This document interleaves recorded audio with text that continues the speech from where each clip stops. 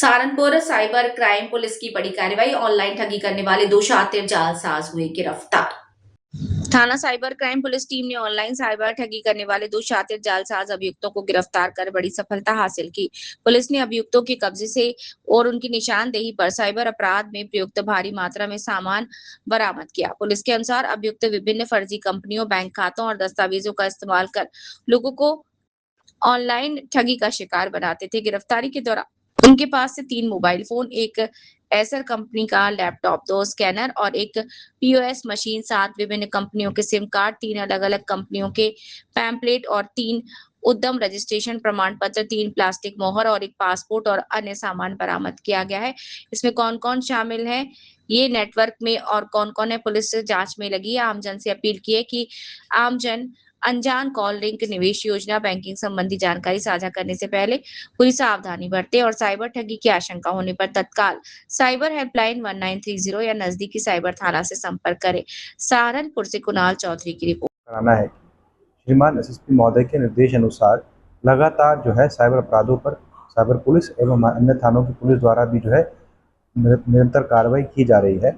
और हमारे यहाँ जो है वो कार्रवाई सिर्फ एक बार वाली बात नहीं है, उसको ट्रेल को फॉलो करके जो भी उसमें मुलजिम है सबको सजा दिलाने की कोशिश की जा रही है। उसी क्रम में जो थाना साइबर क्राइम पे एक अपराध संख्या 11/26 रजिस्टर्ड था, जिसमें करीब 1,31,00,000 का फ्रॉड हुआ था। उसमें पहले भी एक व्यक्ति को गिरफ्तार किया गया था जो कि राजस्थान का मूल निवासी था। उसी क्रम में आज इन 2 लोगों को और गिरफ्तार किया गया है। इन 2 लोगों को जो है गाजियाबाद से गिरफ्तार किया गया है। इनके पास से जो बरामदगी हुई है उसका मैं विवरण आपको पहले बता देता हूँ। इनके पास से 3 मोबाइल फ़ोन, 3 पैम्फलेट अलग-अलग कंपनी के, 3 उद्यम रजिस्ट्रेशन कम सर्टिफिकेट अलग-अलग कंपनी के, 1 laptop, 2 scanner, 1 scanner machine, 1 POS machine, 3 plastic की मोहर, 7 अलग-अलग कंपनी के सिम, 1 पासपोर्ट, 3 अलग नाम के Aadhaar card, 20 check, 26 ATM card, debit card, credit card अलग-अलग बैंकों के जो कि अलग-अलग नाम से हैं, 19 अलग-अलग चेकबुक, 24 पासबुक और 4 बिल बुक अलग-अलग कंपनी की बरामद हुई है। अब इन लोगों का जो फ्रॉड करने का तरीका है, जो हमारा जो मुख्य केस था 11/26, उसमें केयू पॉइंट में इन्वेस्ट करने के नाम से वादी से जो करीब 1,31,00,000 रुपया पैसा गया था, वो पैसा मुख्यतः जो है जिन अकाउंट्स में गया था उनमें से एक अकाउंट एसडी प्लेसमेंट नाम की कंपनी थी, जिसमें करीब 4 लाख के आसपास जो है रुपया गया था। जब उस कंपनी को ट्रेस किया गया तो उसका कोई फिजिकल एड्रेस नहीं था, जिसके नाम पर वो कंपनी थी वो लोग भी एग्जिस्ट नहीं करते थे। परंतु साइबर थाना प्रभारी के अंडर साइबर थाने की टीम के द्वारा निरंतर प्रयास करके और इसमें बिल्कुल एफर्ट्स लगाकर जो है पहले जो एक व्यक्ति भूपेंद्र था जिसको जो राजस्थान का था उसे पकड़ा गया था। अब इन 2 लोगों को, जिनका नाम है सद्दाम पुत्र शमीम अहमद व जावेद अंसारी पुत्र अलाउद्दीन, इनको भी गिरफ्तार किया गया। इनका मोडस ऑपरेंडी ये रहता है, ये साइबर क्रिमिनल्स के बाकी साइबर क्रिमिनल्स के साथ मिलकर जो भी साइबर फ्रॉड का पैसा है वो इनके अकाउंट में आता है और ये अपने अकाउंट का इस्तेमाल करके उस पैसे को आगे जो इनसे भी बड़ी जो चेन है उसमें ट्रांसफ़र करते हैं और बीच में इनको कमीशन मिलता है। लेकिन जैसा कि आप देख सकते हैं, जितनी बरामदगी का मैंने अभी विवरण दिया है उससे यह बात बिल्कुल स्पष्ट है कि एक नेटवर्क का ये बहुत बड़ा पार्ट है और करोड़ों रुपए का ट्रांजैक्शंस प्रत्येक सप्ताह जो है इनके, जिस तरह के मैंने बताया, इनके 20 से ज़्यादा अकाउंट्स हैं, उन अकाउंट्स के अंदर ये ट्रांजैक्शंस होते हैं। 3 तरह की जो कंपनीज मैंने बताई, हमको जो 3 कंपनीज के बारे में मिला है, और भी जांच चल रही है, संभवतः हो सकता है इन लोगों ने और भी जो है कंपनीज खड़ी करी हों। वो ऐसी कंपनीज होती हैं जो एक तरह से स्थलीय रूप से जो एग्जिस्ट नहीं करती हैं, लेकिन जिनके अकाउंट जो हैं साइबर फ्रॉड के पैसे को जो है ट्रांसफ़र करने के लिए इस्तेमाल होते हैं।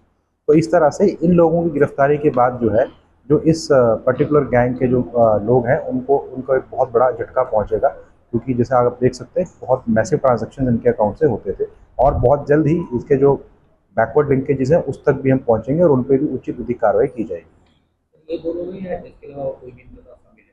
देखिए, इस केस में ये जो है एक रेगुलर डेवलपिंग केस है। जैसे कि मैंने आपको बताया, पहले भी एक भूपेंद्र नाम का व्यक्ति जो है, जो मूलतः राजस्थान का निवासी था, उसको भी गिरफ्तार किया गया था। उसके पास भी जो है 20 चेकबुक और डेबिट कार्ड्स जो है बरामद हुए थे।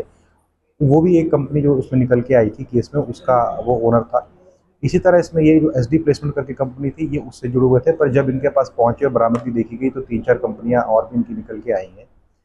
इसी तरह जो है इसमें और भी कुछ कंपनीज के नाम है जिन पे ऑलरेडी तफ्तीश चल रही है, क्योंकि ये लोग जो है इस चीज़ में माहिर होते हैं, किस तरह से कंपनीज को रजिस्टर करवाना, उन कंपनीज की फिजिकल एग्जिस्टेंस ना होने के बावजूद भी उन कंपनीज को चलाते रहना, उसमें अलग अलग लोगों के नाम से अकाउंट खोलना अपने और अपने इजारे इत्यादि के नाम से। तो इस तरह ये निरंतर प्रक्रिया चल रही है और इसमें वियतनाम में और भी नाम आने की प्रबल संभावना है।